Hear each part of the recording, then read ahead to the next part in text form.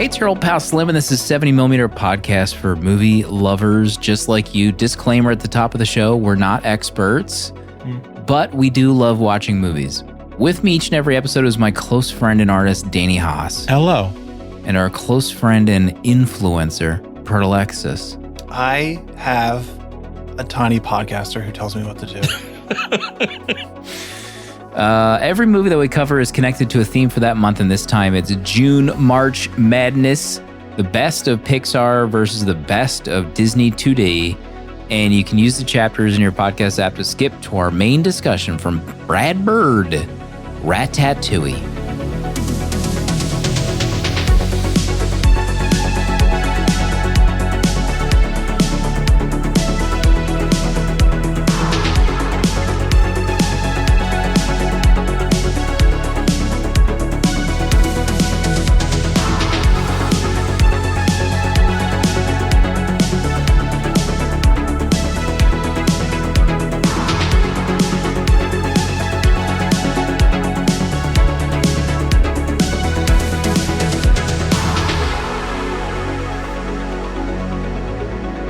But the big story tonight, everyone's talking about Disclosure Day. Disclosure Day this, Disclosure Day that. Steven Spielberg's back. And I referenced him in the intro, influencer, Proto. Yeah. You got the invite. You got the press email. Come to KOP, King of Prussia, Pennsylvania, the Mecca, the mall Mecca. And come watch Disclosure Day. But I don't even think you told me you were going, because I turned on my aisle, I looked, and I saw Proto arriving in the same aisle I was sitting in with my lovely wife. Yes, in fact, I did tell you I was going, but it's okay. I was thinking about texting you on the way, but I was like, I told him I was going. And we'll just, maybe we'll see each other, maybe we won't. And yeah, lo and behold, it's dicey in there in a screener. If you don't get there early, it's like almost basically a free-for-all. Yeah. So I had my daughter with me, and, I'm just trying to find a seat and go up at one of the top rows, and there's Slim and Amanda. Got to sit next to each other. Had I finished my hot dog yet by that point when you arrived? You had, you had. I didn't see any dog on you. I was balls deep in that popcorn. My God. Canister. Jesus. I was bee deep in that popcorn canister. Thank you. Yeah. I ate that whole thing, that whole tub of popcorn. By the way, Amanda didn't help with that. She ate a little bit. But she got herself a personal pan pizza for some reason, which was not good. It might shock people to know that the Regal personal pan pizza in the heating bay was not good. But I do have to issue a mea culpa, because the popcorn at Regal they've done something. It's gotten better. I like the popcorn. This was a while since you've had your war with Regal popcorn. Yeah, I was at war for a long time. There was a holy war with Regal for their burnt popcorn. But you're right. Like, we get an invite we're on like the PR list. We get invites occasionally, and you have to get there early. So like I told Amanda, I was like, we got to be there at least by 6:30 for a 7:00 showing. And there's no previews. Yeah, no trailers. And there's like press rows, but they start, like one time I was like 20 and they started like the line for everyone else was like booking it into the theater. And so like you have to get there to like make sure you get a seat. I don't want to be first row in an IMAX theater. No, not that screen. No. Wait, when you guys do your press views, they don't save seats for the press? They're marked off, but like after a certain point, if you're not there, or like maybe there's too many people, they'll start letting people in. And like some people like, does that say press? I don't care. I'm going to sit there. Like, who's going to stop them? Really? Oh, they police our screenings down here. Like really? They put wristbands on people. What? And they like flashlight the aisles. Show your wristband. Show your wristband. Wow. It's crazy. Interesting. So I did get a hot dog. Very good. They still got the goods. Popcorn, and we sat down for Disclosure Day. Pro, what was your like anticipation level? Were you excited? Lukewarm? Honestly, I think I was lukewarm. I think the trailer did nothing for me, really. I was pretty nervous with the trailer, but I was hopeful. I was, it's still Steven Spielberg. It's sci-fi. He's come through in the past. I can trust him, I think. So I was hesitant but hopeful. That was where I was. I was still riding high off Kingdom of the Crystal Skull. This is like the final part of his Alien trilogy with E.T., Indy, and now Disclosure Day. Wow. I'll say this. Nobody moves the camera like Steven Spielberg. There's so many moments in the movie where it's like, this is obviously a Steven Spielberg movie because he's moving the camera in like long takes. Like, remember we talked about like the Columbo pilot? Yeah. About like, you're kind of seeing someone who has some talent with a camera and like how to move it. But like he was doing it a lot in this movie. Yeah. Way more than I remember any recent Spielberg movies. Like I tried to think like, what was the last Spielberg movie I saw where he's kind of flexing, taking long takes and like doing insane blocking where like West Side Story. West Side Story. And that was a long time ago. So that was like really impressive. But I know Proto maybe had a different opinion on the movie overall. I do agree. I thought it looked good visually. It sounded great. But I ultimately didn't really end up caring too much for the story. I think this movie will do great, and I think most people will love it. I think I'm kind of like an outsider on this. Like I'm predicting a 3.6 average on Letterboxd. Jesus Christ. So I think first time ever prediction for an average Letterboxd score, I think. So I think it'll be loved, but for me, I think what I was hoping for and what I was expecting just was not what this movie delivered. Ultimately, to me, like this feels less like a sci-fi movie, and it's more of like a soft action movie with a science fiction wrapper around it.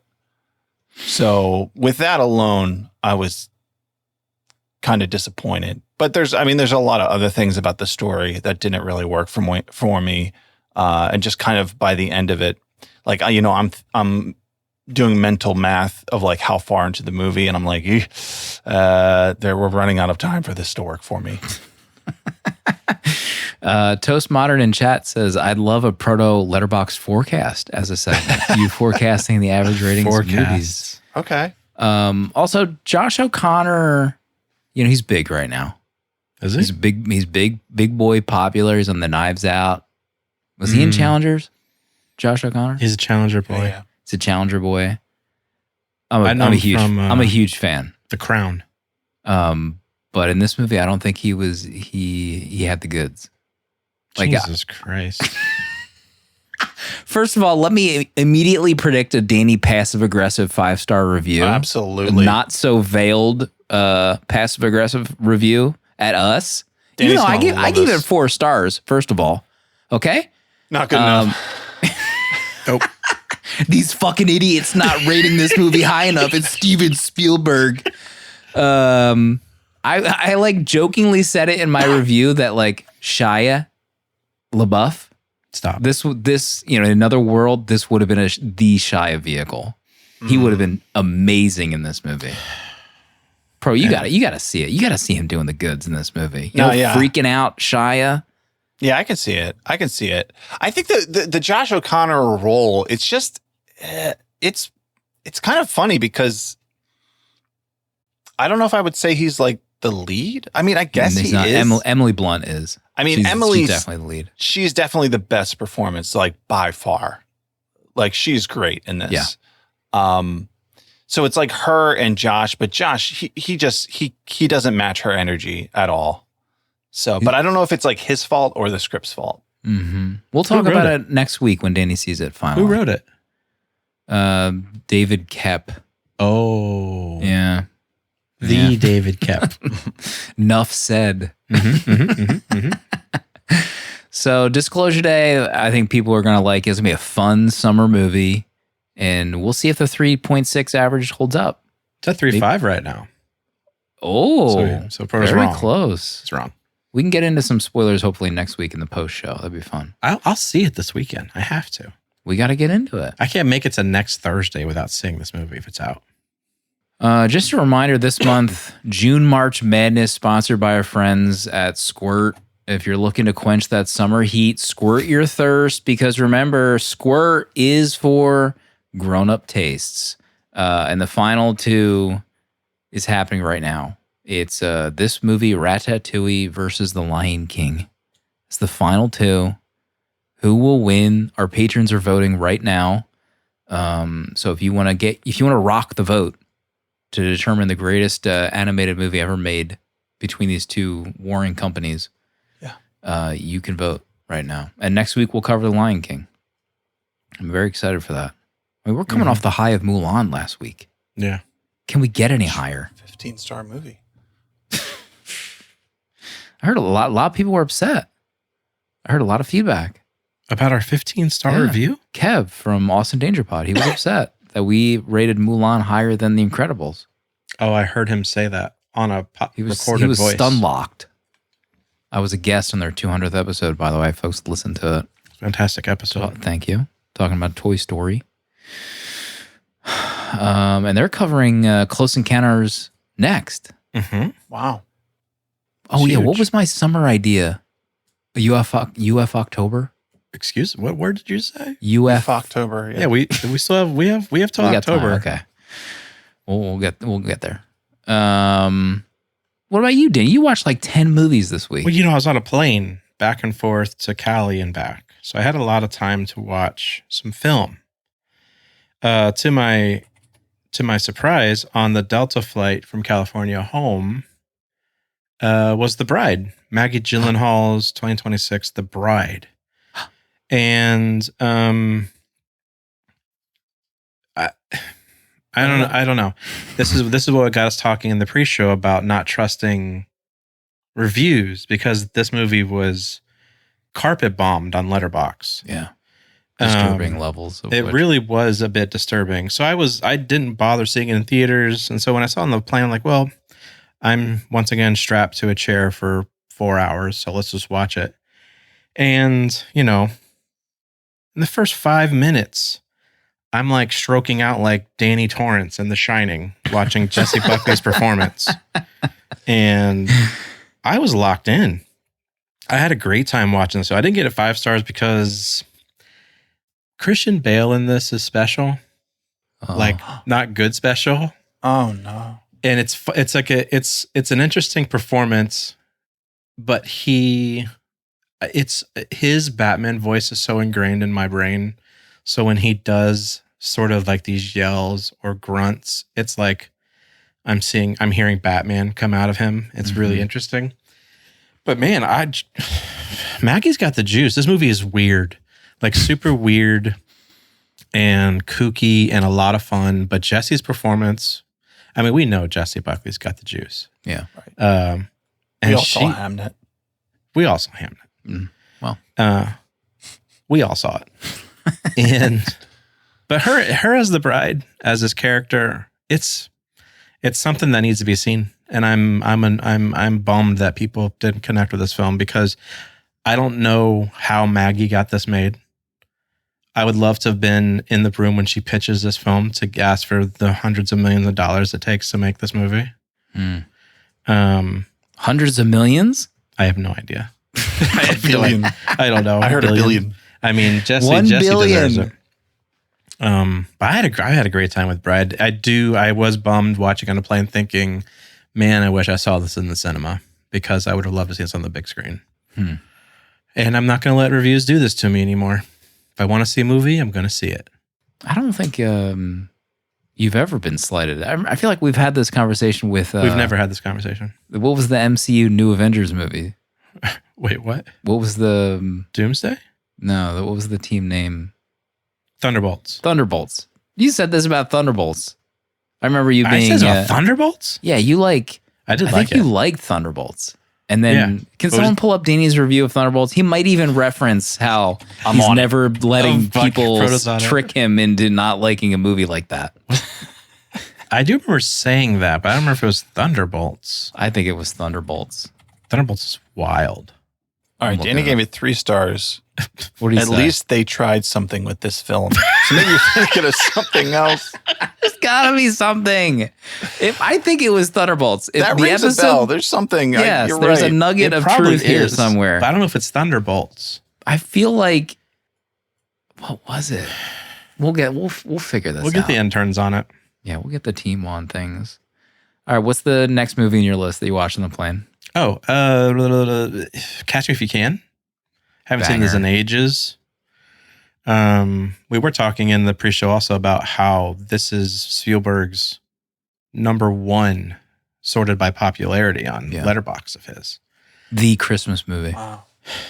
Which is fascinating. I hadn't seen this probably since the first time I watched it. It's still an excellent time. I watched Spy Game with Redford and Pitt. How did Redford look? What was his age in that movie? He outshined Pitt in this movie. He looked fantastic in this film. I gotta Google his age. He's dead. Father and son. Robert Redford. I don't know what he was in 2001, but they looked fantastic together. Robert had the juice. I'd say 63, just before I get an answer here. Okay. I'll let you finish Googling. 65. Yeah, Wow. close enough. So he was like 64. Yeah, he looked great. I watched Spy Game, Notting Hill. And then for my hater-lover journey today, I watched Oh Brother, Where Art Thou? And I don't really have my thoughts all together on that film yet. I gave it a heart because I did like it, but it's very strange. Yeah. And I don't, I'm not a Coen fan. So it's a very Coen film, but I had a good time. It's silly. That's all I got to say about it. I didn't give it stars because I feel like it does feel like something we could cover maybe, Ugh. but I don't know. I think Clooney's pretty great in it. We need to have more Clooney on the show. Have we done any Clooney? We haven't done Out of Sight. Oh my God. No You know, Oceans? What is it? All we've done is Batman and Robin. Is that Hail right? Caesar. Is that all we've... Oh, Hail Hail Caesar. Caesar. We haven't done Fantastic Mr. Fox, Spy Kids. From Dusk Till Dawn, Wolves, Out of Sight, Gravity. Wait a minute. Do you know George Clooney's character's name in Gravity? Danny Ocean. Matt Kowalski.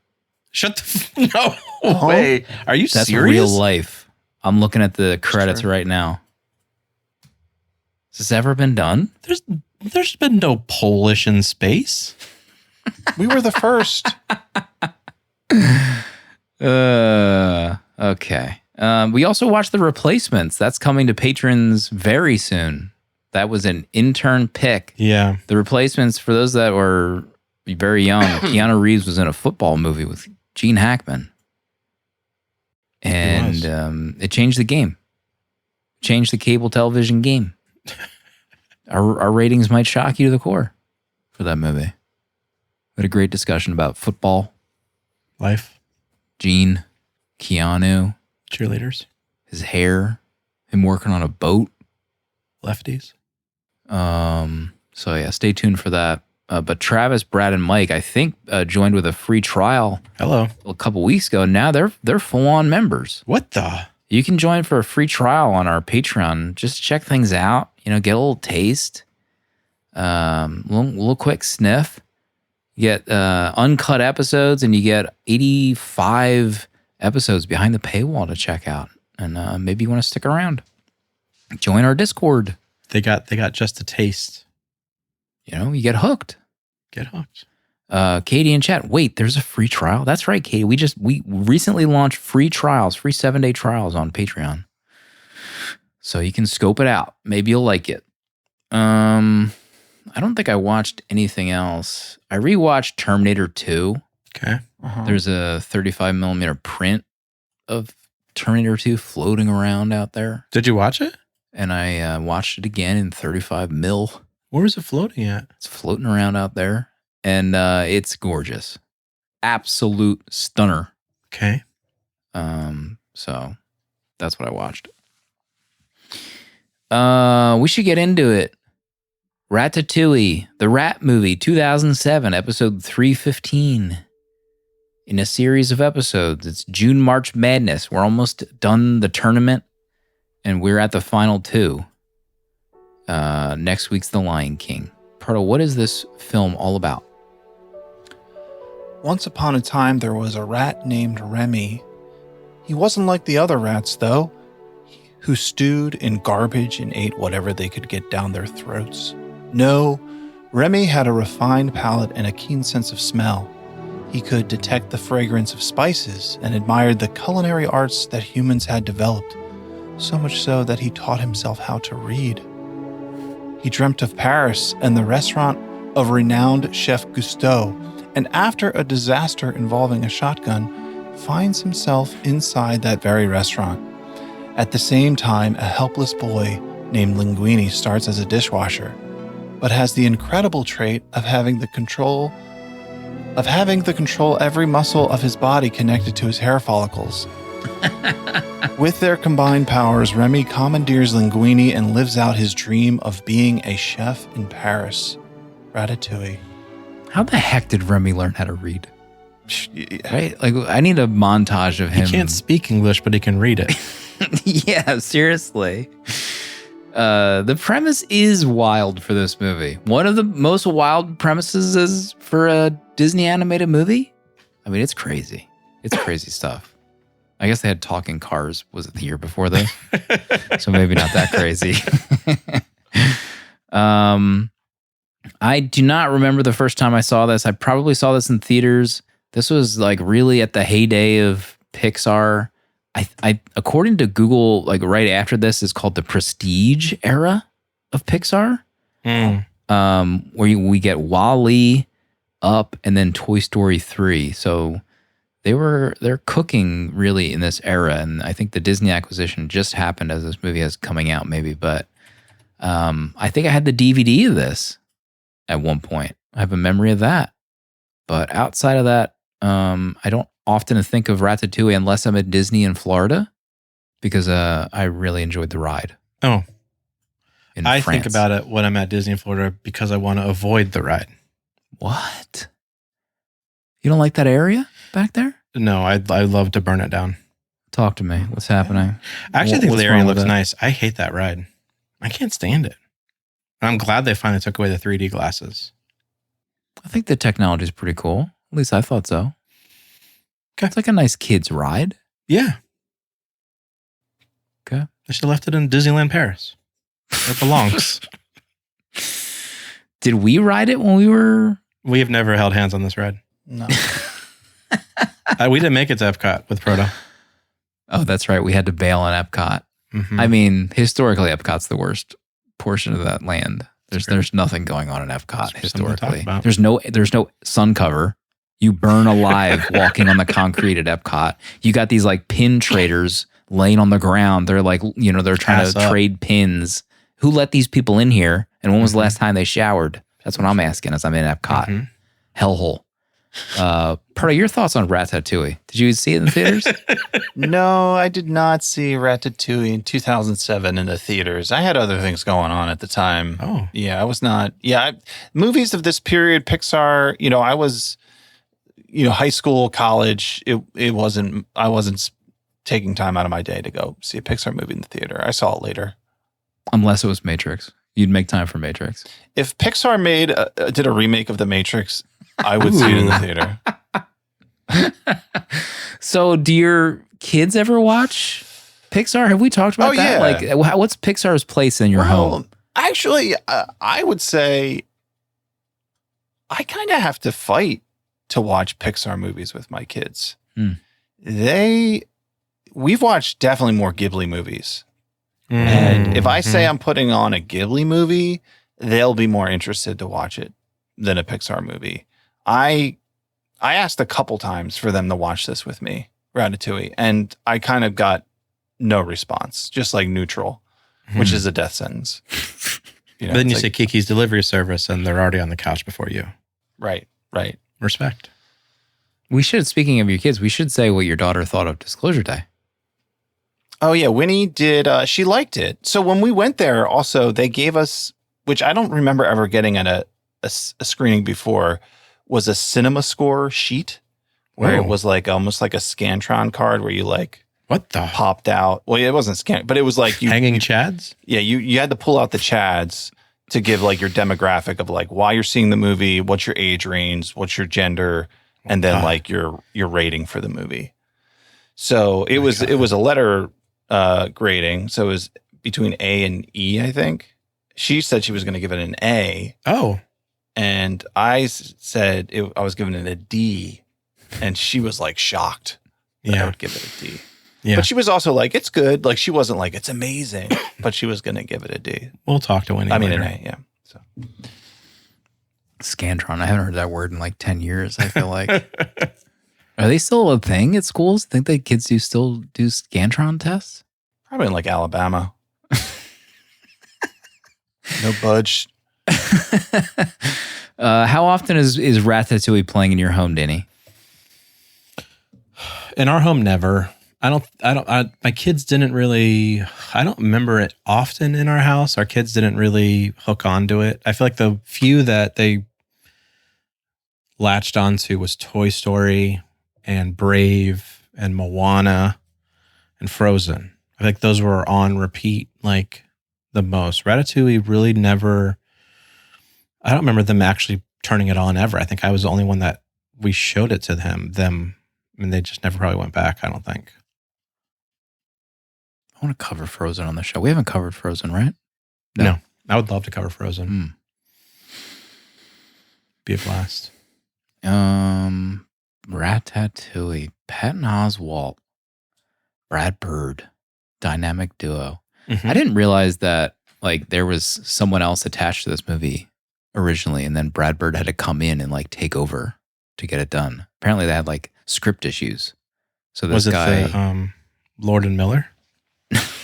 No, I wrote his name down. Where is it? Jan Pinkava was the original, I guess, story writer who like came up with this idea, and it wasn't working. So Brad Bird came in and got it across the finish line.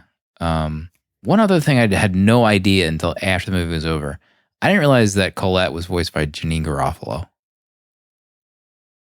Huh? I'm finding that out right now. I mean, yeah, it doesn't sound like her at all. Doesn't sound like her at all. I thought an actual French woman did the voice. And I saw the result and like someone's messing with me on Wikipedia. That can't be real. This is like vandalism on Wikipedia. But that's just crazy. So that one was a big thing that jumped out at me. Danny, what's the top of your list for Ratatouille? I think the top of my list, because I haven't seen this in years, what struck me the most was the critic's role in this, the Anton Ego's role in this, and probably the kind of just his ending monologue after he eats the ratatouille, and just kind of how the movie addresses like the tension of putting art out in the world for people just to tear it down. And when Ego says the average piece of junk is probably more meaningful than our criticism designating it so, which I thought was pretty profound for a Pixar movie, because I don't know. I just really enjoyed this idea of, having the critic conversation. I mean, we podcast, we tear shit down, we joke about stuff, we love things. It's really interesting to think about how it affects the creators of things. And I get it on a daily basis with just posting shit on Instagram, but it is interesting. I really connected with Ego on this episode, on this viewing. Yeah, it's an interesting like final act where it's just the critic like just tasting the food, and that's like the main thing at the end of the movie. Like, will the critic like the meal? Right. And then I wrote down some of the speech, like the world is often unkind to new talent and new creations. The new needs friends. I loved the wrap up with the critic, and like the restaurant ends up getting closed anyway after his like raving review, which I forgot about.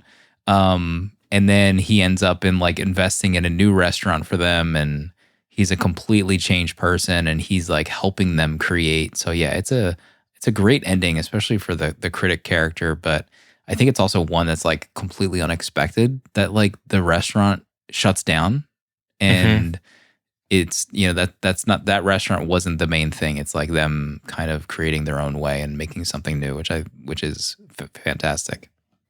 People aren't ready for a restaurant run by rats. No. Like, who knew? So true.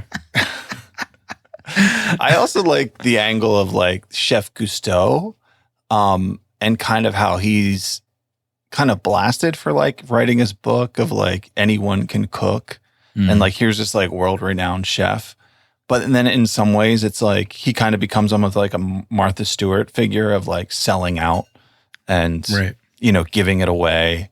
And then, of course, they like use his likeness to kind of sell Hot Pockets or whatever. But I was thinking about that too, of just like, man, like once you are a successful artist, and just like the fine line that you are on, where it's like you can, like one misstep, it feels like you can just lose it. You can just like lose so many people.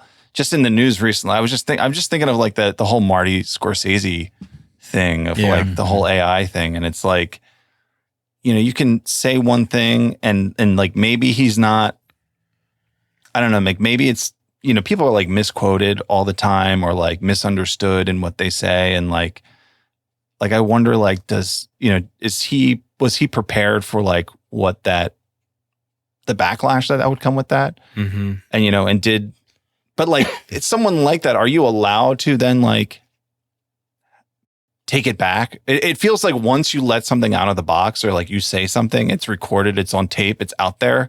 It's like, you're toast. It's like people never forget these things. No, not in 2026. There's no room for redemption in 2026.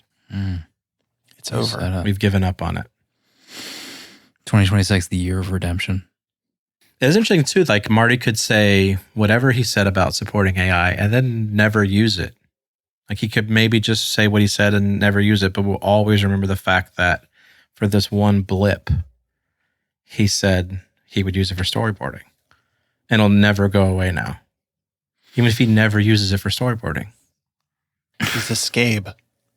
I mean, I'd love to know more about like the partnership with that company. Like, who is in Marty's team? Not to spend more time on this AI topic, but like, who is in Marty's team advocating for this? Yeah. Or like, also who's in his team that'd be like, you know, maybe we should pump the brakes, Marty. Probably not a good idea. I mean, isn't his daughter like, right? Is that his daughter or granddaughter on the social media? That's his daughter. Oh, yeah. His daughter, like, where was she at in this? She's the one with like the... Just making TikToks. I know, but she's probably got the wherewithal to say like, Dad, let's not do this little She wasn't phoned in on this conversation. She had to have been. Well, I think it's like he's saying the quiet part out loud. Like, they're gonna, like, this is happening. This is gonna happen. But it's like, just don't say that. You know, just like, just shut up. Don't say it. If we're gonna do it, but just, we don't have to announce it. Right. And like, what does Marty gain from doing that collaboration?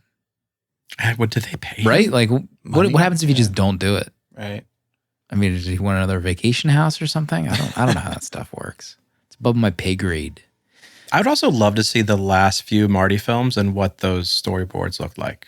Like, really, what do those storyboards look like that you think that AI is going to do it better or save you time and money? Like, what did So Killers of the Flower Moon look like? What were your storyboards on that? Let's move on. Lots to chew on, folks, in this new world we live in. Who went first? I wrote it down. Me. Danny. Sorry. Proto, you're up. While watching this, I was trying to think of like, what is this story format? What is this? What is this? What is this? And then I remembered it's like the play Cyrano de Bergerac. You know, it's the play about the guy with the big schnoz who is in love with his cousin, and he is a poet. And then there's this other guy who's in love with the cousin too. And then Cyrano writes the poems and Christian gives them to his cousin. Okay. So he's writing them he's the writer of them, and they're beautiful. And but he doesn't have faith that she'll love him because he thinks, himself as ugly, which is like the format kind of like this movie of, like the rat can't cook openly. So he has to do it with linguine to like make his art real. And then I was like looking around to see like how many times has this been done in movies, and surprisingly there isn't like a ton of times that like this format has been used. Like there is, of course, like I've seen Roxanne, which is like the 80s Steve Martin movie, where it's like a Cyrano Is that where he adaptation. drinks with his nose? Probably. There's a Steve Martin bit that I have locked in my memory where he drinks a drink with his big nose. And maybe it's that movie. I mean, he definitely has a big nose in that.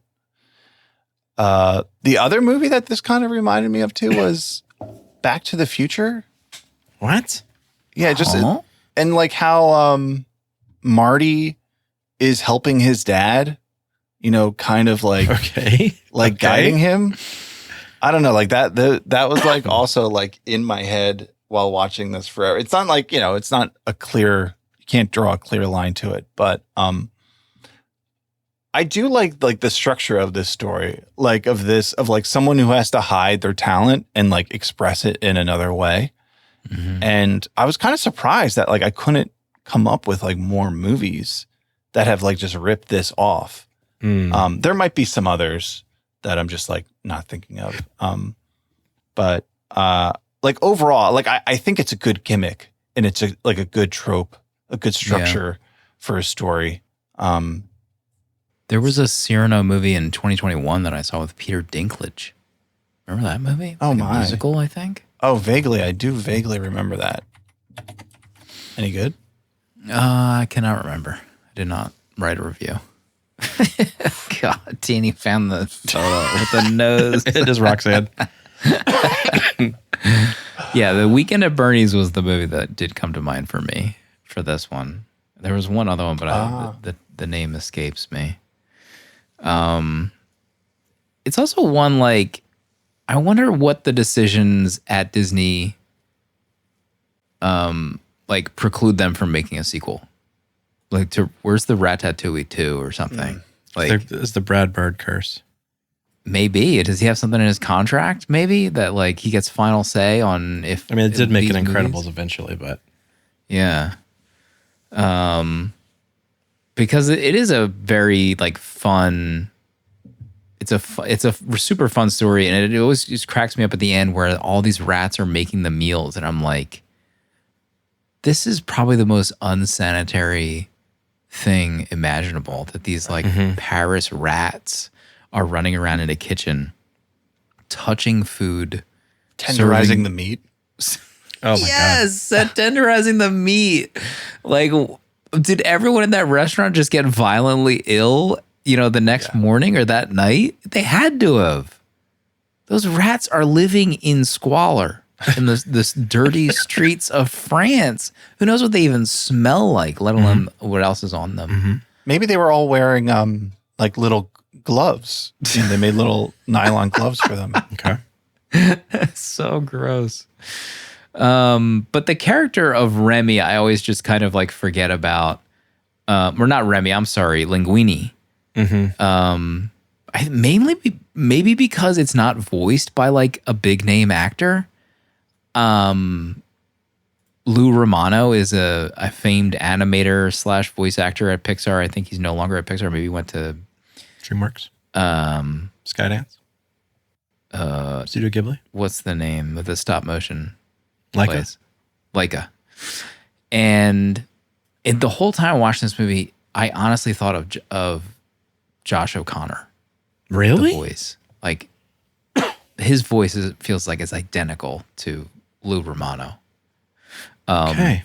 Yeah. But a very fun character, very animated, like literally like the way he moves. It's so amazing the way they kind of gave him his looks and the way he moved through the movie and how he's being controlled by Remy under the hat. and how he is eventually the heir. He gets the restaurant because like I remember being surprised that he gets the restaurant. He becomes the owner of the restaurant like halfway through the movie. It's like happens super early. And I couldn't even remember like what the hell happens at the end, like for the rest of this movie. Like, he kind of won. And then he moves into that beautiful house or that apartment. Where the hell did that come from? That place was amazing. Gusto money. Yeah, I could have that Gusto money. And I liked his relationship with Colette and Remy. Like, you know, he was about to get maced by Colette outside by her motorcycle, and then he ended up kissing her. That was so adorable. So I love Linguini. Very underrated character in my book. Just an adorable character, and the dynamic between him and Remy was pretty adorable, especially their fight and like when he tried to make up and then he saw the millions of rats in the place. So yeah, love Linguini. I love Linguini too, and I love the montage of the two of them figuring it out, how to be marionette, be his puppet, and the cooking and the chopping of the onions and whatever. I like how you can see it, getting better, and he catches that bottle without looking. Mm-hmm. It was pretty fun. It's a great little montage, and I think Linguini is great. I think it's really funny how, not funny, but once he becomes like the Gusto heir, he basically just becomes a waiter and serves people. He's not really cooking anymore, which I thought was interesting. But yeah, he's a fantastically designed character, a really good Disney character. And there's not much, outside of, even in the ride at Disney, there's no real Linguini that I can think of. It's all Remy based, and he doesn't get a lot of love. Does Linguini really have like motivation in this though to like be a chef? I feel like he just wants a job. I think the dude just wanted a job. Yeah, which I think it always kind of throws me off that like the driving motivation comes from Remy the rat, right? And that like Linguini is just kind of along for the ride and just kind of like taking things as they come. But it's weird when it's like you have a rat and you have a human, and the human is kind of like backseat to the rat. It's just like always like, I'm always like, wait, so like this guy doesn't even like care if he's a chef? Like he's just like, it's not like his goal and he just sucks at it. He's just kind of like, it's just happenstance. It's just like always, to me, it's like a funny structure. I just posted some of Lou Romano's art. Dude is an absolute legend. My God, his art was so good. Yeah, Lou's pretty great. Golly. Also, how does this guy just like get to be a voice actor? Like how does he stumble into these roles at Pixar and like a secondary lead character like Linguini? That always just kind of like throws me for a loop. Like they have these kind of like big time actors, and then I think there's 2 animators that have to do voices in this movie. I always wondered, like, how does that even work? Like, do they have to file paperwork? Like, hey, do you want to be a voice actor in this movie? Who was Lou in The Incredibles? The teacher, I think. Oh, he's the Bernie. Yeah, he's Bernie. Oh, he worked on Powerpuff Girls and Iron Giant. There you go. Maybe he was buddy with Brad. Yeah, maybe. There you go. The some of this art also reminds me of the original Clone Wars. Oh yeah, yeah. Gendy, some Gendy, Gendy. It's giving Gendy. Danny, next. Yeah.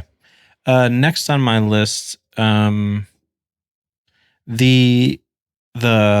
animation of food in this, I thought, has to be groundbreaking when it comes to how it looks, how it moves. There's like a sensory to it where you can almost feel it, taste it. I feel like I don't remember it being as good as this prior to Ratatouille. I was thinking of The Incredibles because we just watched it when he's cutting through the steak at the table and it looks just like a rubber dog toy. But in this, it's like there's movement. There's something about the food in this, that how it's animated, It's incredible. And I noticed the moment where Anton goes to take that first bite of Ratatouille, and when he like pulls away the Ratatouille from the first bite, there's like this little like puff of steam from it still. Like it's still kind of hot. Like it's such a small detail, but it's like that's a real detail when you cut away from a freshly like hot meal. And I feel like that it's just something like that. Like the animation of food, like even just living in that kitchen for however long, the design of that kitchen, the animation in that kitchen is nuts. Like it looks fantastic still, even in 4K. Because we talked about 4K with Incredibles and how it still kind of looked rubbery, etc. But that kitchen, it felt perfect still. I mean, this is only 3 years from The Incredibles, but it does feel like an almost entirely different visual language in the animation style. Only 3 years, which means they were working on it before Yeah. Incredibles came out. Yeah, I had that thought when like the beginning of him like going into the sewer with the water, and I was like, dang, they really upped their game in the water Right. department. 3 years, that's crazy. It feels like The Incredibles still has almost like a physical aspect to it where like you can touch the characters, where this one feels way more of a mix into like a faux 2D almost. It's hard to explain, but it feels way more like an animated movie, whereas The Incredibles feels like a CGI animated movie. That makes sense. So it's really, I guess, a testament to the animators, and then maybe like the changes in technology that had happened in the few years. Pro? I think, another Brad Bird movie, and watching this after The Incredibles, again, I found myself like struggling to stay focused with this movie. The Bird effect. And I'm wondering, like, what is it? What is it? What is it? And I think it might be when it's a nearly 2-hour animated movie and there's no music. I think I just kind of, it doesn't hold my attention in the same way. Because I'm thinking of like, You mean like a song sung by a character? yeah, well, that or just like a musical number, like even like Toy Story has like, Oh yeah. You Got a Friend in Me sequence, where this doesn't have any of that. It just has Giacchino's score. Yeah, and I don't know. Like, I think I struggle, unless it's like a Ghibli movie. I like struggle when there isn't a musical number in this. It just feels like long, and I like struggle to stay focused on it. How many times did you pull your phone out while watching this movie? Let's not talk about it. Should be another thing we could track, how often the person takes the phone out or goes their computer while watching a movie. I mean, we did, I guess, was it The Incredibles? We mentioned how, or maybe it was Mulan.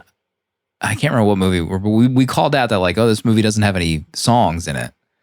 And then we watched like Mulan, and we're like completely engaged with the production and the songs and the singing and then, yeah, you're right. Like the Pixar format does not have, I was saying this in the Austin Danger podcast, I think. But yeah, because Toy Story came out in 1995, an animated movie produced by Disney essentially with no characters singing. And that must have been like, shell shock. Like, huh? None of these people sing? Like, what's going on here? But yeah, maybe you're right. Maybe that is a missing piece of the puzzle for 2 hours. Incredibles was almost 2 hours as well, if I remember. Incredibles is more than 2 hours. Oh yeah, you're right. But the music is great, I thought. Like the score is fantastic. It definitely feels like, I'm in Paris watching this movie. It does feel like completely perfect for the setting. Giacchino, we're still waiting for Michael to accept our invite onto the show to talk Bicentennial Man. But the idea, like, I do think there's like something to be investigated, like the lack of singing or music in Pixar movies. Because Frozen has a ton of songs, It's not Pixar. right? But it was the Lasseter regime and was it Doctor? Yeah, I don't know. Must have been a conscious choice for Pixar to not be in that wheelhouse the same as Disney. Mm-hmm. I think, well, like looking at their movies, right? I think is the only one with music is Coco. And like, I love the musical numbers in Coco. Is Soul Pixar or is that just Disney Soul's Studios? Pixar. Yeah, I haven't seen Soul though. Soul definitely has some music. Next time. But also both those movies are about music. Right. So that kind of, I think that disqualifies it. You got a friend in me. Yep. Nailed it. Banger. Absolute banger. We covered the animation already. Do we talk about Remy? I mean, we could talk about the animation of an actual rat. Like they had to make an actual rat look adorable, and make you care about the rats. I think they did great work making these rats adorable. Rats typically are not at the top of the adorable chain. Yeah. For animals, rodents. But I mean, Remy is like yearning for, I think he even specifically says like, I want to make and create something instead of taking. Like that's what all rats do. So even that, like, idea of a story for an anime movie is fantastic. And how he is like almost like enraptured by humans in their ability to create such beautiful things and experience food in different ways. And I love that part of the story. And I referenced it earlier, but I love the argument that both of them get into in the street. And then Remy like lashes out in anger and invites his whole family into the restaurant, and that, backfires. Yeah. I love Remy. Love that little guy. It's great. I love Remy too, and I like that. I mean, for like the whole story, it does feel like there's not like a villain, and like the actual kind of tug and war in this film is, Remy, the expectations of his family and how they just want him to eat garbage, survive, not stand out. But what he wants to do is, create, but also the other world that's not his rat family views Remy as just a rodent, a pest. So it's like, that feels like the biggest, fight in this film for Remy. And yeah, I think it's pretty great. And I think Patton does a great job as his voice. It's a very rat voice, Nailed the rat voice. Absolutely nailed the rat voice. And I can't imagine. I thought about it with Mulan. I thought about Mulan watching this when they had to animate however many rats, but then like however many different rats too for this film. I was just like blowing my mind about how much work that is. Mm-hmm.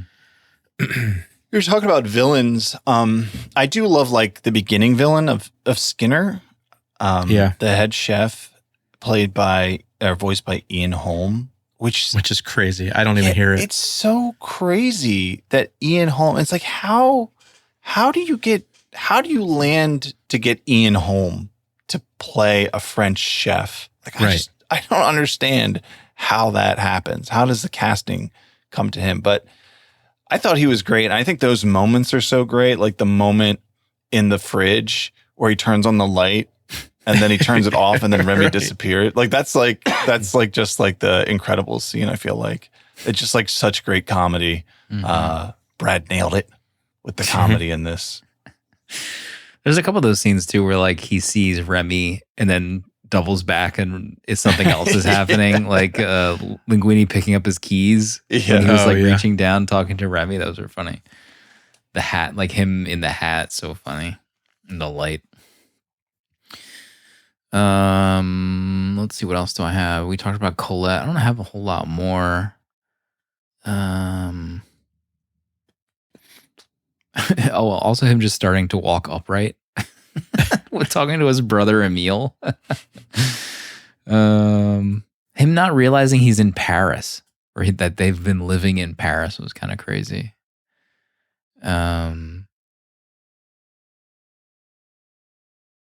Colette teaching him when he's trying to feed, or he's trying to get Emil to, like experience tasting something different and then combining it. He's like, I think I'm getting something here. Could be the nuttiness or the tang. And then he says he loses it. That was hilarious. All we do is take things. I want to make something.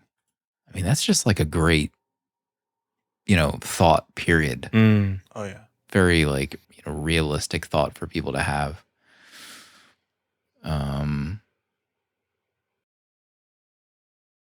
The mace scene. Oh yeah, when Linguini's posing with the pans at the press conference. Also, was there like a inside joke between Colette and Linguini about what he calls his tiny chef? Did you catch that? There was like a wink to it. Yeah. That was very inappropriate, I felt like. My God. It's not right. How about the team of chefs? He tells them that it's Remy, and he's like, okay, I've told you the truth. Now, can you guys stay and help? And then they leave. They don't come back. Like those characters leave, period. Like they don't make a triumphant return to help him that night or in the new restaurant. Like, which I thought was also like a very different take than what you would expect. You'd expect like those old characters to come back and be welcomed with open arms, but they don't. And that's, in an unrealistic movie, I feel like that's pretty realistic. No, they're French. Oh God. I don't have any more. I think that's it. But maybe I'll I don't know if you guys have, so I'll hold my reading, I guess, for now until we go around the room. Danny? Yeah, I think we've kind of covered most of it. I wrote down the old lady with the shotgun at the beginning. Holy Lord. Incredible stuff. The just seeing the gif of him taking that bite of Ratatouille. Mm-hmm. It's fun to watch. Yeah. I mean, as I enjoyed it this time watching it. I do like this film. I just don't really connect much with it outside of this time the critics roll. I'm at 3.5 stars. Oh my God. I'm at 3.5 stars. Stop the presses. Cut the stream. Yeah, it's just not one of my favorites. We might have to issue a public apology. Don't enjoy this one. Pro? Yeah, Grandma with the Shotgun, classic Brad Bird violence. Just loves the violence in his children's movies. I do love the Gusteau, all the cutouts in his office, the chopped sake pockets. Yeah, that's I would eat a chopped sake pocket. borderline racist. How do they do it? But then also have this scene. I don't remember ever seeing this scene, but where he goes into the window and it's like those rats are strung up in the window. That was like rough. Super rough. The rat killer stuff? Gosh. Mm-hmm. String them up. Smashing Pumpkins homage. Rat in a Cage. Oh. That's good. Brad Bird, huge Smashing Pumpkins fan. Billy Corgan, the voice of the cage.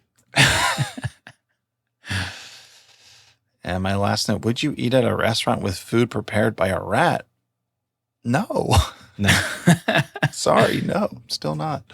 I did love that little, like how the kitchen was adjusted for Remy, like with the little ladders for him to go up and down and like look out the window. Mm-hmm. It's cute. Yeah, I'm at 3 stars. I don't know. Like it doesn't really, I don't really connect with this either. I struggle to like stay engaged with it. It doesn't like pull me in totally. I don't know why. Maybe it's just the Brad Bird lack of music, but it's good. Like it's funny. It's good. It's well done.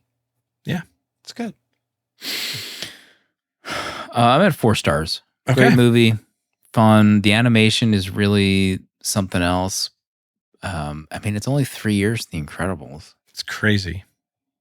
And maybe this is like when they really nailed the animation, or maybe it was Cars. I don't know. Cars maybe was probably the first one where that didn't look realistic. It started to maybe blend a little bit. But Joe Jazzy in chat, crazy that this got to the final four. I agree. This did make it to the final four. I agree. Should we investigate? Maybe we're too old. What's the average age of the Ratatouille fan? You know, maybe we're on the older end. I don't know. Yeah. Next week though is The Lion King. We will close this out. It's between The Lion King and Ratatouille. Yeah, Ratatouille made it the final two, not just the final four, right? Yeah. Wow. This is like the old guard versus the new guard. Yeah. Okay. I don't need to do the synopsis. I mean, the poster for The Lion King is insane. It's just the default poster. Like, come off it. Look at that. I know. You see that in a theater lobby, you're shitting your pants. Like, I need to see this. Yeah. My God. I cannot wait to rewatch this movie. It's an insane poster. Yeah, this is big. This is streaming, folks. This is number 274 in the Letterboxd 500. It's got 4 million watches on Letterboxd. Wow.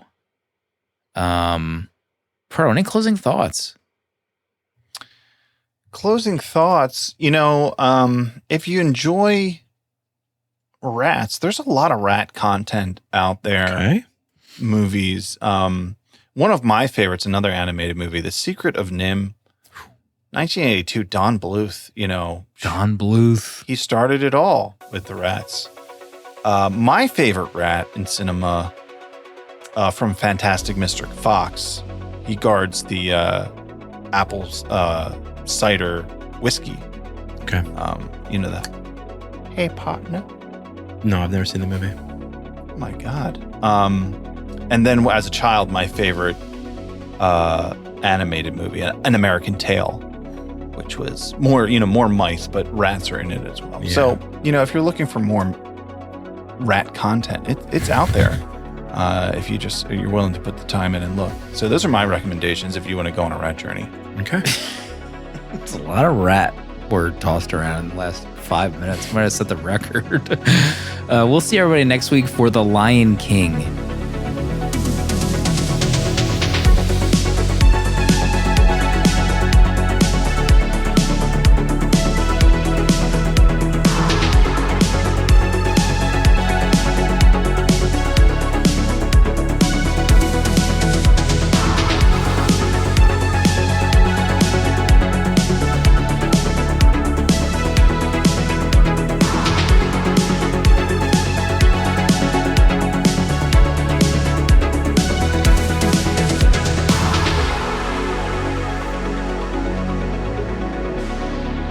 $70mm is a tape deck production featuring original artwork provided by Danny Haas, spiritual guidance and V'ger, the robot who loves movies, provided by Protolexis, producer at large Dale_A. Music for our main show numbered episodes composed by Tim McEwen of The Midnight. Prints and other merch are available at 70mmpod.com. This episode was mixed, edited, and produced by me, Slim. Support our Patreon for access to longer, uncut episodes, our VHS Village Discord to talk movies with friends, access to exclusive episodes from the 70mm Vault, discounts on merch, and a physical membership card mailed to you. To check out other Tape Deck podcasts, find the link in the episode notes. We're on Instagram, but that's about it. Goodbye. This is a Tape Deck podcast.